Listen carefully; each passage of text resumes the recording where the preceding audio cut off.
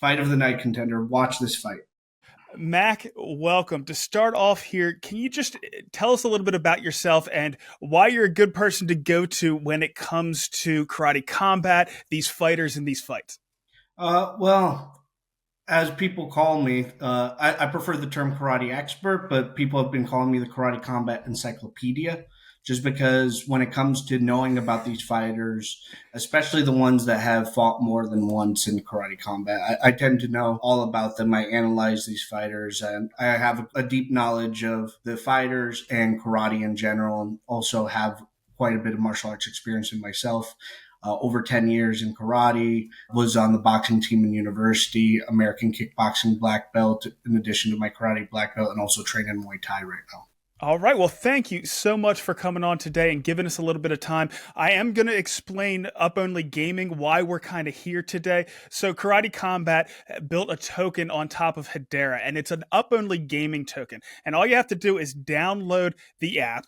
And then you can get karate tokens. They give you a few free ones. You can also get them through promotions. You can get them on a decentralized exchange called Saucer Swap. You can get them on centralized exchanges like KuCoin. And you can also buy them directly through the app. So you can get them on Android. You can get the app on iOS. And then you're going to have the opportunity to pick which fighters in these karate combat events you think are going to win. If they win, you get more tokens. If you lose, you don't lose anything. So that's certainly nice. Now, if you did go out and buy them, the token is volatile, so it could go up and down in value. So you could lose in dollar terms even if you get some more karate. So I just want to give that quick warning out there. But certainly it makes these events a lot more exciting, and I've had an absolute blast with it. But without further delay, I want to get into these fights so people know how to potentially participate in the next event, Karate Combat 49 in Singapore. That's going to be just in a few days on September 18th. The first fight we have is at bantamweight. It's Lorenzo Travino, and he's 2-0. And I think during his last fight, he had a pretty impressive knockout after about 30 seconds. And then he's going up against somebody who's new to the pit, Silveraggio. So, Mac, how do you see this one going? It's always hard to know how these fighters that come from other combat sports are going to do in the pit because even though the karate combat rule set has been very simplified, almost to becoming just basically karate MMA striking, as some people have put it, it's still a different rule set. And the pit in itself adds so much different dynamics. So even when you have just one fight in karate combat, that pit experience matters so much. So until you get that first fight, you really don't know how these fighters are going to do.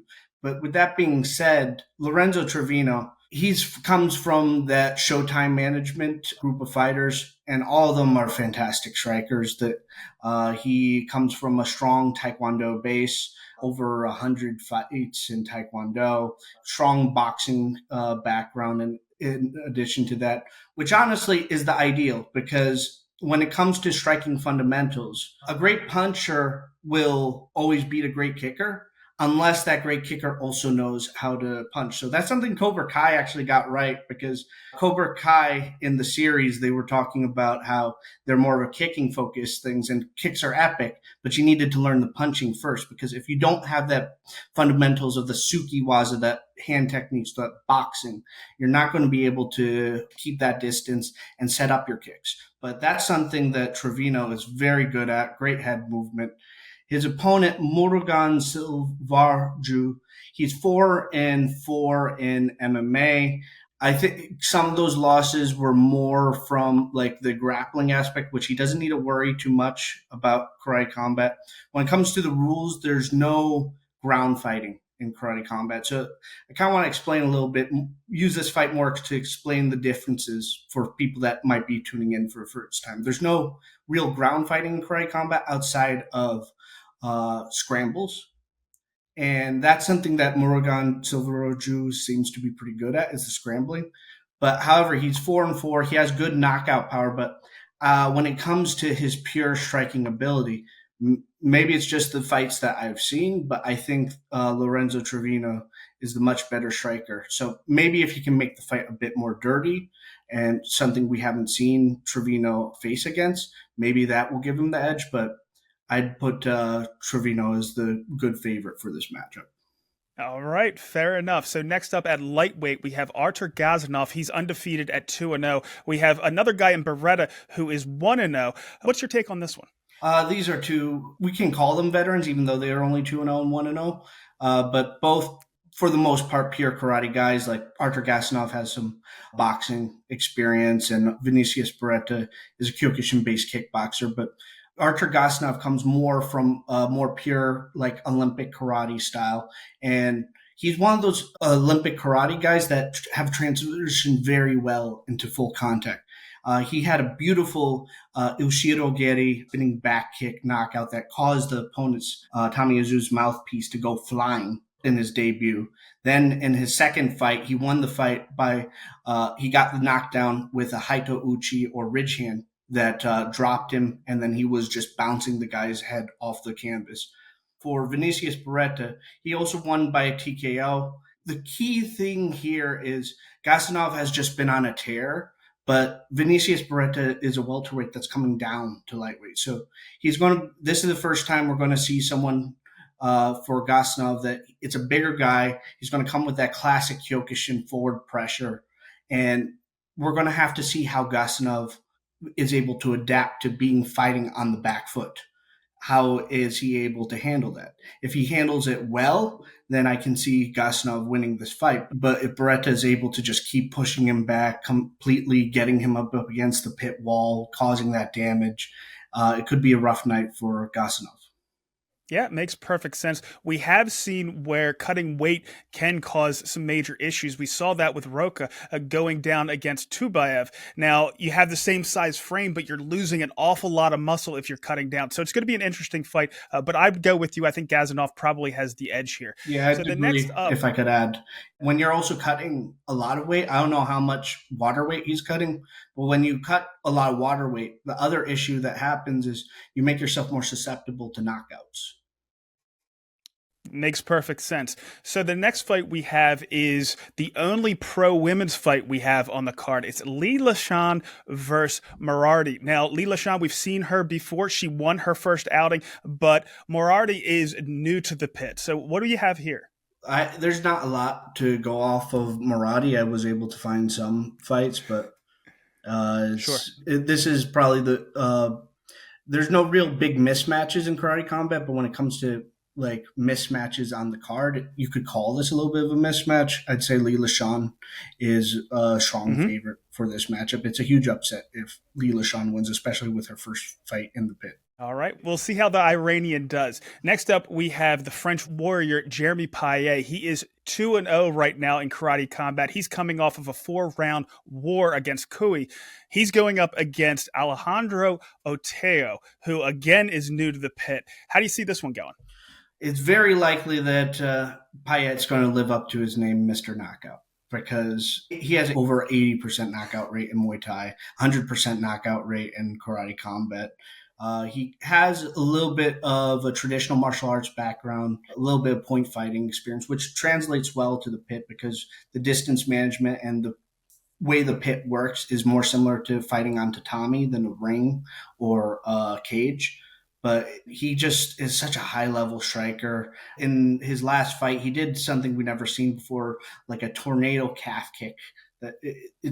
And now with the elbow strikes, he comes from a strong Muay Thai background before coming to karate combat. So adding in those elbow strikes is like bringing him back home. Alejandro Mateo, I've only watched a few tapes on him, but I don't see how he wins this fight, but I could be surprised. He has a strong Taekwondo background, which I always love to see in karate combat. So maybe if he's able to fight more at range, it will give him the edge. But I would put safe money on Jeremy Payet.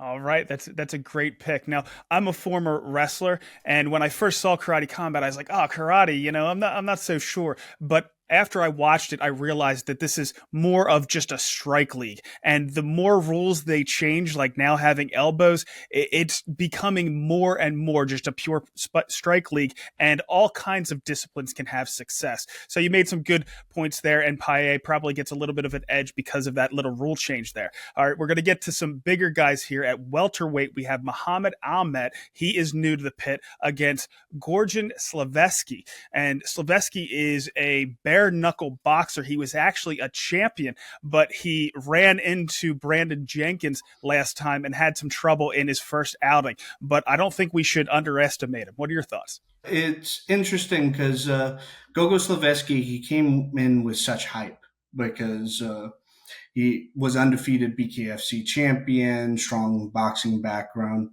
But what you saw in that first fight was the limitation of being only able to use two weapons. Like in the Travino fight, I talked about the importance of having solid fundamentals in boxing, but if that's all you know how to do, it leaves you to be very vulnerable. So it's going to be the question is how much has Gogo evolved his game since that first fight? And for his opponent, from what I looked into it, he has pretty good striking, but he actually comes with more of a grappling background. He has his style is Japanese jiu-jitsu. If I'm remembering correctly on his Instagram, if I hope this is not another fighter, but I think I even saw him doing some Turkish oil wrestling.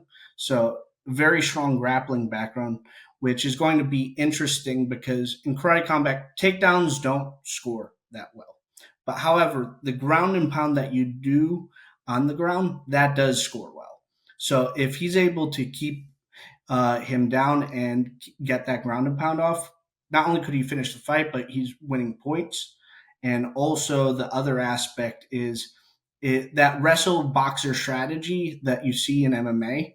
It it's still effective in karate combat because while having the grappling edge is not the definitive victory as it is in MMA because it's still a striking focused sport, it still disrupts your striking and it can take a superior striker down a peg. Yep, makes perfect sense. So I do have a question around takedowns. Is there any additional points that are awarded if it's a throw compared to a traditional takedown like a double leg or something along those lines? I know people get excited when we see those high arc throws and things like that. It might make some sense, even if it's not more points, to award some more points. But what is the actual rule? Effective takedowns are scored basically. You get the opponent down using a throw, sweep, etc., any takedown, and then your landing strikes. If you just take them down and don't get off a single strike, it doesn't count as a takedown in karate. It's not like MMA where you can just secure the position. You have to be causing damage. You have to be looking to finish this fight. And one correction, there aren't double leg takedowns, though from a wrestling background that might seem confusing to you because you are allowed to have one hand on the back and one hand on the leg, which in wrestling, I hear people consider that a double leg takedown. But in karate combat, when they say double leg, you have to think of it this way. If two hands are below the belt for the takedown, that takedown's legal. All right. Fair enough. Understood. Now we're going to go up another weight class to a fight between Sasha Palatnikov, who is 1-2, and he's going up against another newcomer, Gustavo Jones. So what are your thoughts on this fight? I'm a big fan of Sasha Palatnikov because me and him actually come from the same karate background. We both have a Goju Ryu background, so I'm always kind of a little bit biased towards him. But he grew up training karate, also had a boxing background that mixed in with that karate. It's a more of a while there is point fighting in Goju, there's also is more of a close range style. Focuses on that lateral movement. That's why you see Sasha mixing in that karate and boxing footwork for that beautiful movement. He has beautiful head movement. It's going to be interesting because Sasha is a very great striker. His record is not reflective to his fighting ability. And I think that's also just because look at who he has fought. His two losses was Raymond Daniels, one of the goats of karate and American kickboxing, and the former title challenger, Adrian Hadrabia, and a controversial decision that Sasha still maintains to this day that he won that fight. But it's going to be interesting. From Gustavo Jones, he's a good striker, but from what I've seen, I think the edge here is going to be with Sasha if he's able to really get some good extended boxing combinations on him. I think he might even be able to set up the knockout that way. But it's one of those fights that I'm going into it. I think Sasha has the edge, but we'll know after the first round which way this fight's going to be going. All right, good to know. So the next fight we have is at a catch weight, and maybe you can fill us in around what weight that's going to be, but it's between Lutterbach and Kazayev. Now, Lutterbach has been a buzzsaw. He's 2-0 right now in karate combat against another newcomer here. So what are your thoughts? Lutterbach, it's interesting for him. The fight is going to be happening at a catch weight of, I believe, 190. I could be wrong about the specifics of it, but it's going up in weight. And I know he's been calling for the middleweight title if he gets this win because it's vacant right now. But for me, I'm old school. If you want to fight for the title, you have to prove you make the weight first, especially after he hasn't made the weight for welterweight twice. He should go up to middleweight, make the weight, and then we could put him in the conversation. Plus, also, he needs to have a. I think for the fans, he needs to have a series of clean tests. Like he fessed up to it. Good to him that he was on the juice, and that's why he's didn't get that UFC debut. But it's going to be interesting how he adapts to it. And props to his opponent. His opponent doesn't care about it. He just wants to fight. His opponent comes from more of a Sanda background. I'm going to be honest with this fight. I wasn't able to look into Kasayev that much, so I'll talk more a little bit more about Lutterbach, and I'll have other people. I'd recommend you guys look more into Kasayev because I wasn't able to look into him too much before this. But Lutterbach, he comes from a strong MMA background. He fought in the PFL, but he also has a strong striking background in glory kickboxing. And some MMA fans might criticize him because he leaves his chin up. But it might be just like the classic karate approach of where he's baiting people to headhunt so that he can set up those power hands, because that's why he's known as Brazilian Sub-Zero. Because when he knocks people out, he literally freezes them in place. And the interesting thing about Lutterbach, So is that kind of like Mashida's style? uh, no, that's the interesting thing about Lutterbach is he comes from more of a traditional like MMA background, but when he went to karate combat, he's actually cross training in karate now. He wants to add more of that karate movement to his game, that distance management to his game. He thinks that for this rule set, actually knowing karate is important. Next up, we're going to go to the smaller guys again. We have at bantamweight Adam Noy, who's 1-0 in karate combat. And then we have Eric Perez, also 1-0, and he looked really impressive in his last fight. How do you see this one going? Adam Noy, he's been a huge signing for Karate Combat. He did great in his debut in Dubai. He's a very high level striker, fought in the stadiums. A Muay Femur stylist, which for Muay Thai is a very technical striker. He has good head movement. He transitioned to the small gloves really well, but that is just still a factor because you can't, if it weren't for that head movement, he'd be more successful because you can't guard as well with the small gloves as you can with the big Muay Thai gloves. He has pretty good power. I think while Goyito has more of that MMA background, the elbows are going to be playing a good factor for Adam Noy because he's just devastating with it. With a lot of these MMA fighters, while elbows is part of the sport of MMA, it's not as big of a factor in MMA because there's just so many aspects of the sport that you have to learn. So uh, it leaves less time for it, and some fighters don't even spar using elbow pads. So it's going to be interesting because we've never seen Goyito fight someone of the same caliber as Adam Noy when it comes to elbow strikes. But however, Goyito has one of the highest takedown averages in his division in MMA history, in UFC history. And that's going to be another factor because he comes in with this lucha libre background. That's his style in karate combat, but that grappling is going to play in a factor. And he has one of the best boxing in the division, which you've seen in one Muay Thai, which uses the small gloves. A superior puncher has played in a bigger role with the small gloves than it has in traditional like stadium Muay Thai. So it's going to be interesting. I'd give Adam Noy the edge, but I'd say it's more of a pick 'em for this matchup. Fight of the night contender. Watch this fight. Maybe we want to kind of take a look and see where things are landing as far as the up only gaming picks to kind of decide which direction we're going to go if it's going to be that close. Yeah, I definitely agree. Like, if one, I definitely say when there's a big disparity, but it's a close fight, you should go with the fighter that is more losing because, like, I remember last time, I forget which fighter I voted for, but people were putting like 80%. I think it was I think it was Brandon Jenkins versus Efrain Escudero. I thought Brandon Jenkins was going to win that fight, but however, Brandon Jenkins had an advantage of 80%. What that odds said was that 8 out of 10 times Brandon Jenkins wins that fight. I didn't agree with that. I thought people were underestimating Efrain Escudero. So I thought the odds were much closer. So I put my tokens on Escudero, and it played out well for me. Great insights, and I actually went the other direction. I was really impressed with Brandon Jenkins his last fight, so I stuck with him. But you're right. You really have to pay attention to what those token holders are doing. So I'm kind of curious around this next one. This one's at lightweight, and it's the co-main event. I'm actually surprised that it's at co-main, and maybe you can explain as to why. It's Askarov, who is 0-0, so he's new to the pit, and then we have Levi Marquin, who is 1-0 in the pit.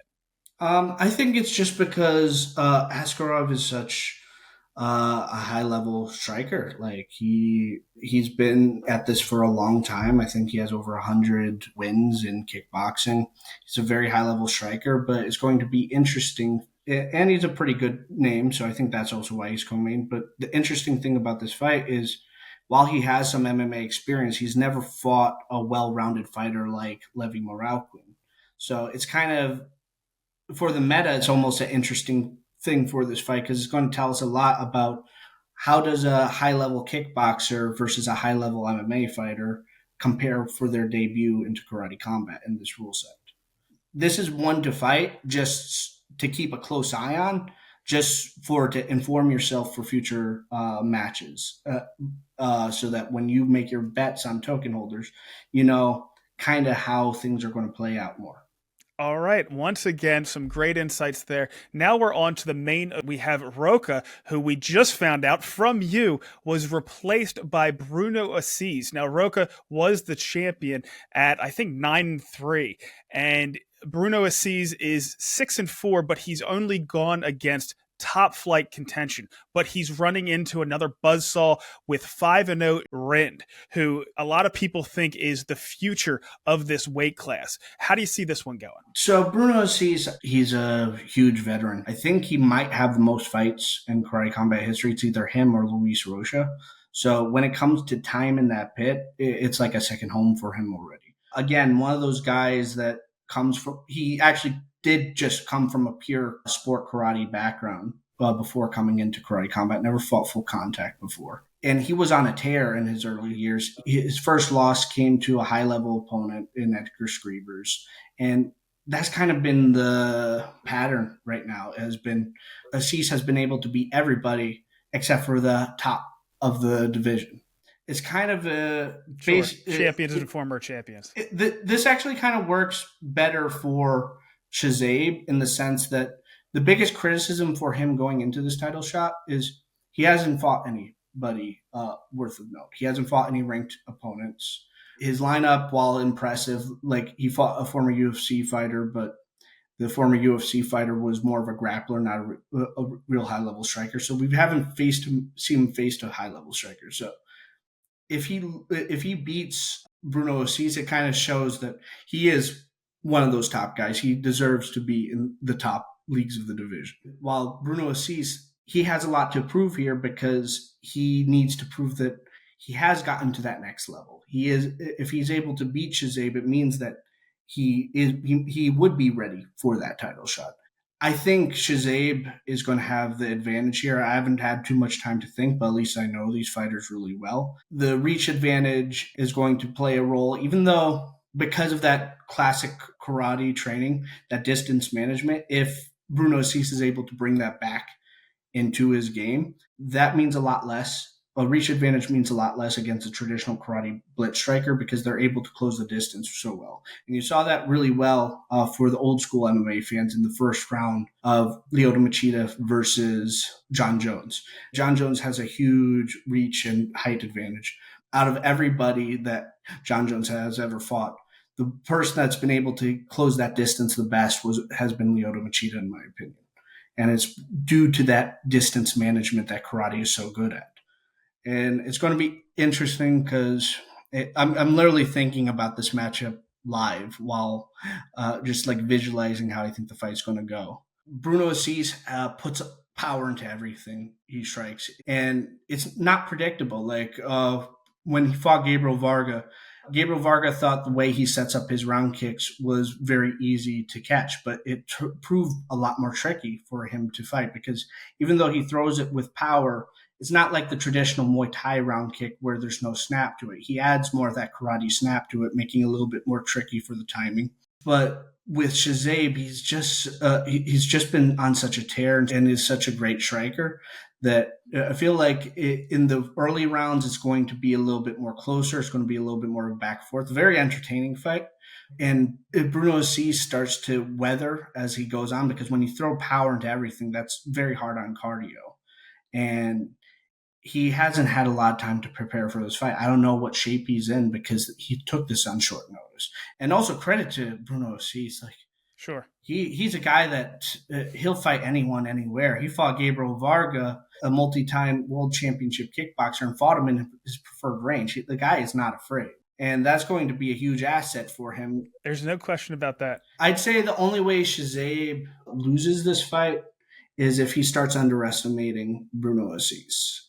If he thinks that this is the number 7 ranked guy, he's not on my level, and gets overconfident, over cocky, I could see Bruno Assis catching him because he does have that good power. But if Shazabe is to keep it calm and collected, plays a smart game plan, I'd say that Shazabe is the favorite for this fight, and we'll probably see Luis Rocha try to unify the interim championship with Shazabe at the end of the year. All right, so I do have a follow-up question here. At what ratio of picks, 90%, 85%, would you start to think about picking Bruno Assis? I'd say if it was in the high 80s, 90s. Because the thing is, it's up only. Okay. So in the meta, it seems that like if you're very confident that a pick is going to win, then always vote where you are confident that the guy is winning.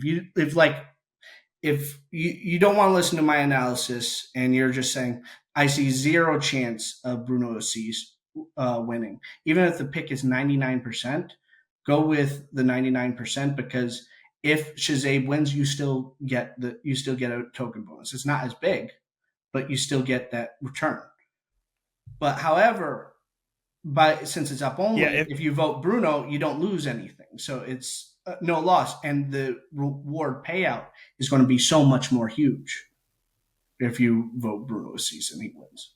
So if it's that big of a disparity that like people are voting Shazabe in the 90s, start considering voting for Bruno Assis. You might get that upset and that huge payout. All right, good to know. So, Mac, thank you so much for jumping on here today and giving us all these great insights. If people want to follow you and get some more of those great insights, where can they do it? You can follow me at Mac Tyson Karate pretty much everywhere, Instagram, Twitter. And also, if you want to just rely on me, you can also, in the app, delegate your tokens to me so that I can make the picks for you at Mac Tyson Karate. There you go. Not a bad deal if you aren't familiar with the league. Again, Mac, thank you so much for hopping on, and I hope we can talk again soon. I hope so, too. It was a pleasure. Thank you for having me on.